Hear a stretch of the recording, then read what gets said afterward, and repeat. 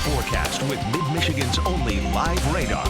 Here's Chief Meteorologist Bryan Bachman.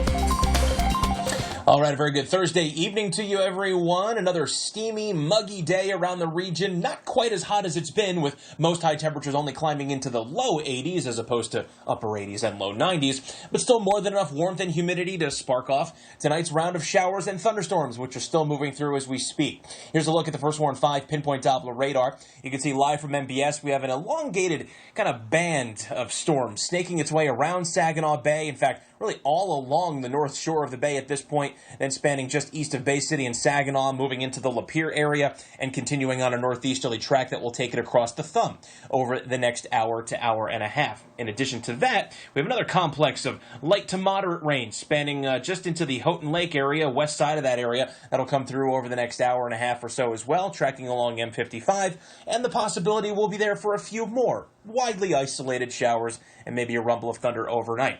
It's because here on the First Warn 5 Sky Tracker, you can see we still have a cold front draped across now the eastern upper peninsula and then moving back in across Wisconsin and Illinois.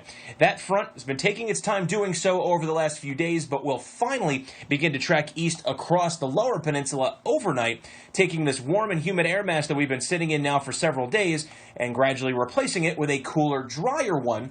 But at least until we get that front out of the picture, we can't rule out, again, a few pop-up showers and maybe a storm overnight.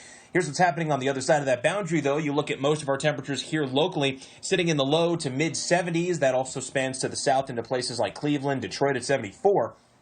But you look to the other side of that boundary, Green Bay's at 64, Madison, Wisconsin at 61, and at warmest, some low 70s into parts of Minneapolis and, northern Iowa. That air mass will be spilling in as we head into tomorrow. In addition to a big drop in the humidity, we'll take our dew points in the 60s to around 70 and drop them way down into the 40s, 50s, and maybe even a few 30s. Just a refreshingly dry air mass to go along with the cooler temps.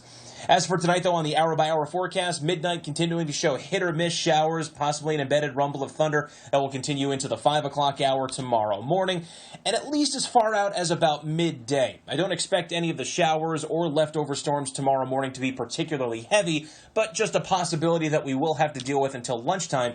Then, as the front begins to slide east of us tomorrow afternoon, outside of possibly an isolated shower or storm popping up as far out as 4 p.m., everybody will quickly break into sunshine during the afternoon tomorrow, and we'll keep those partly cloudy skies going into tomorrow night.